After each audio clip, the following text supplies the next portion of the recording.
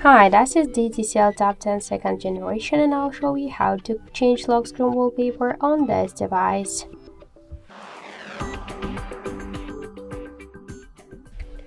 So first let's open the settings application and then scroll down to home screen and lock screen. Here tap to wallpaper and style and click here to change wallpaper section.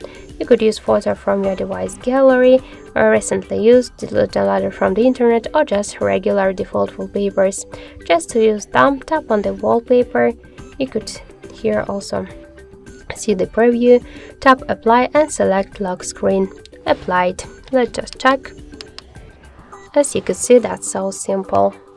Also, we get one more way how we could do that. We just should first hold for a while home screen with our finger, then tap to wallpaper and style, and here by the same way click to change wallpaper and select one from the available wallpapers which you like.